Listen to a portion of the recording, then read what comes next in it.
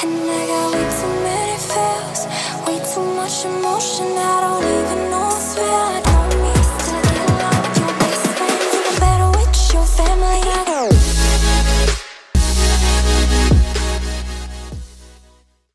What's up, friends, and welcome to today's video. So I actually had someone ask me if I could speak on the topic of being a morning person and give any tips that I have.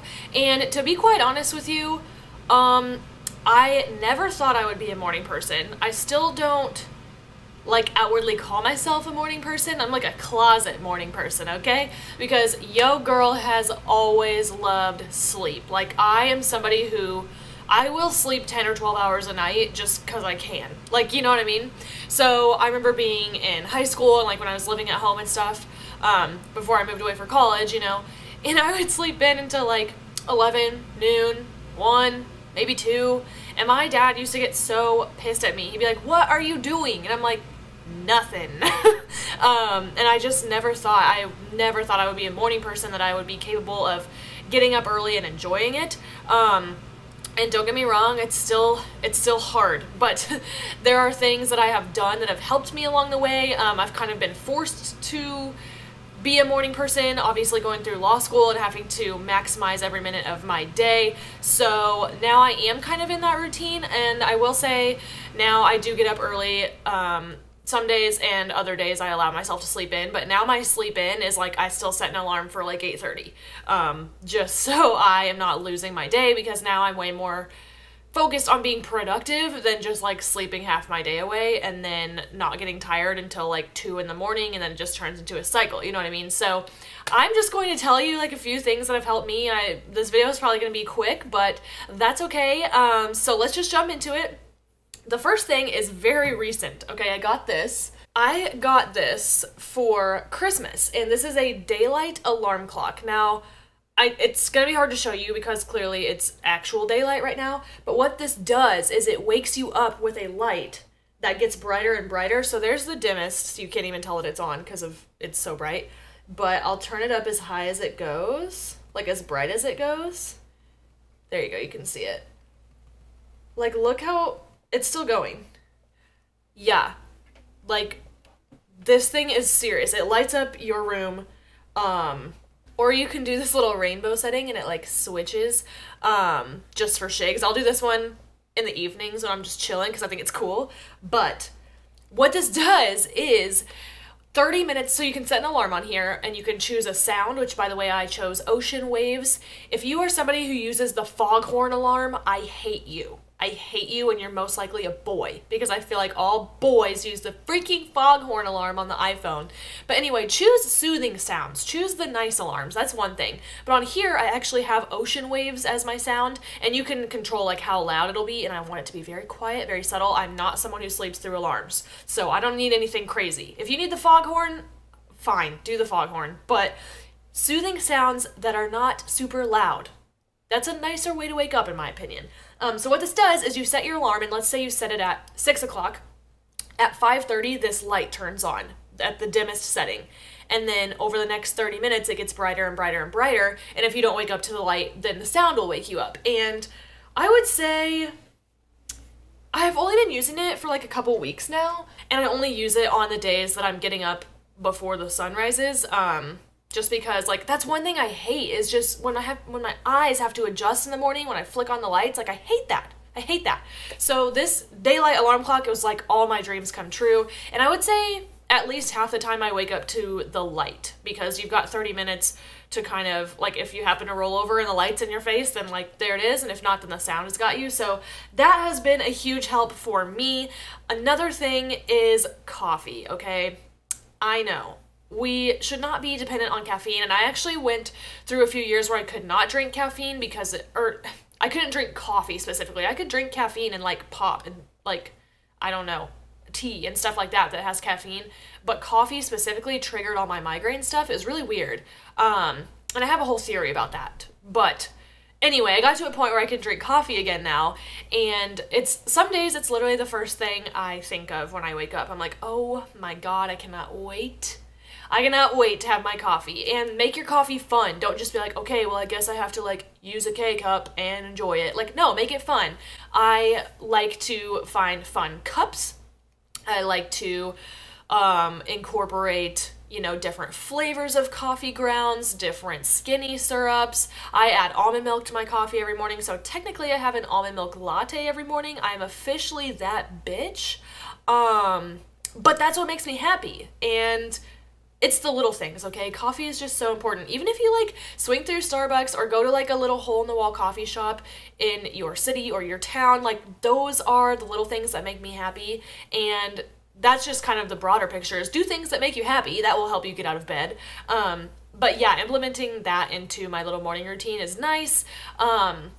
Another part of my morning routine is well, I mean, it's basically just my morning gratitude routine, kind of, and I'll show you what that looks like for me. But every single morning, what I do is I eat my favorite breakfast, which is another huge thing that helps me get out of bed and be a morning person. Is because I know I get to have my Vans Power Grains waffles. They are my absolute favorite. I went to Whole Foods today and bought 6 boxes because I thought that my normal grocery store, like I thought they were discontinued, and I freaked out. That's how much I love them. So I have those every morning with my coffee. And then before I even get on my phone at all, like I'll post my good morning photo of my waffles, which if you follow me on Instagram, then you know what that looks like. And then I turn my phone over and I do not touch it until I'm done with this morning routine.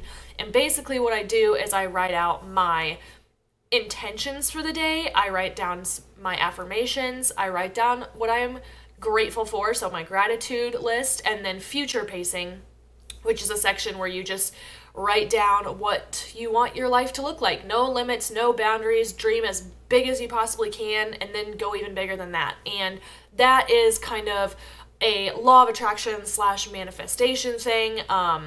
And I really love it. It's fun. I really encourage you to start a morning routine. It doesn't have to look exactly like mine, but like do what makes you happy. Like put whatever you want in there. And I promise you, your mornings will definitely get a little bit better. So yeah, after I do my morning routine and have my breakfast, then I will go and get ready, you know, do my makeup, do my hair if I'm doing the whole shebang. And while I do that, I listen to a podcast. I have several different podcasts that I really enjoy. My all-time favorite for motivation is the MFCEO Project. I've been listening to that for a year and a half, and I actually went back to the beginning. So I've listened to every single episode of that. I love Earn Your Happy by Lori Harder. I love the Guava Girl podcast by Isabella Silverio. Sorry, I don't want to pronounce her name wrong. Also love the Ed Milet Show. I love the Beautifully Built podcast by my friend Melissa. Evolve with Emily Hayden. The Charlie Rocket Show. I love Bucci Radio. Embody Radio with Emily Duncan. The Angie Lee Show. And one of my favorites, which is totally different than all of the ones I just talked about. The ones I just talked about are very like motivational. Some of them cover a little bit of business. Angie Lee really covers business. Guava Girl covers Instagram, so a lot of social media stuff. But one of them that's like super off the wall that I just freaking love is called The Basement Yard, and it's Joe Santagato's podcast. If you've ever seen his YouTube videos, he's fucking hilarious. And that show is very much not politically correct, so if you cannot handle that, don't listen to it. If you're ready to be offended, don't listen to it, because you will get offended. But it's hilarious. It's so funny, and that's just like a nice, like, mindless, like, I will be laughing my ass off in the car when I listen to that too, because I listen to podcasts when I drive as well. So those podcasts just help me get in a better headspace. Even if I wake up kind of on the wrong side of bed, I'm like, you know what, no, and I'll turn on one of those podcasts and my mind will immediately be changed. So take good things in and you'll put good things out. You will feel so much better, and that's what I got for podcasts. I'm trying to think if there's anything else. I mean, one thing that I would suggest is at night to plan your day for the next day. That way you don't wake up and suddenly see like this scattered list of things you have to do.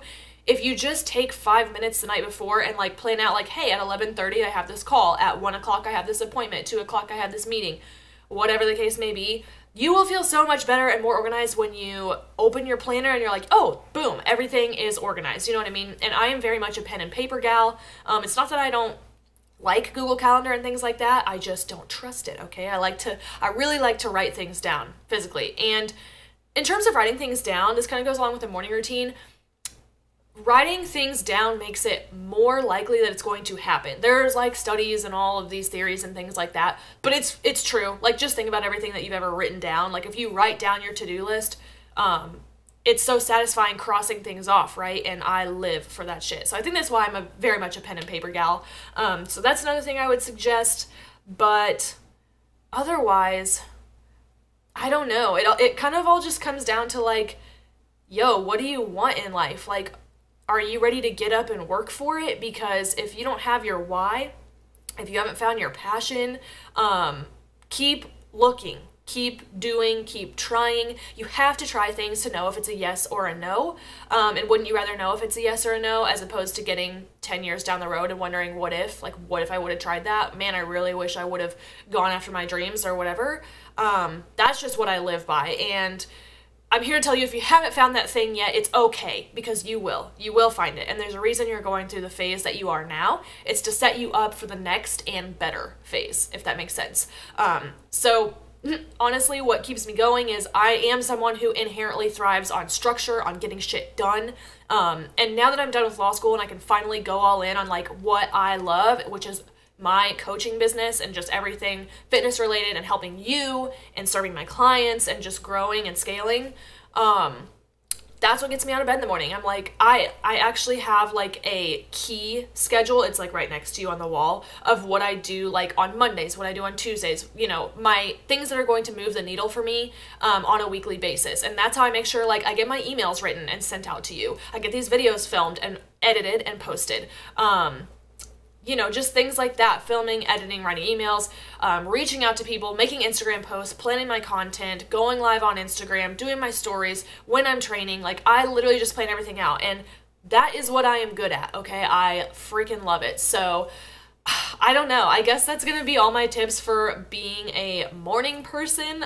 Hopefully some of these are helpful. I'm not really sure. You'll have to let me know. And then if you have any morning tips as well, drop them below. I would love to hear them. And of course, everybody can benefit from those in the comments. So yeah, that's what I got for you. And if you watched until now, I am taking all my good vibes. I'm sending them your way. If you could give the video a thumbs up, subscribe, and hit the bell before you leave, that would be dope. And I will catch you in the next one.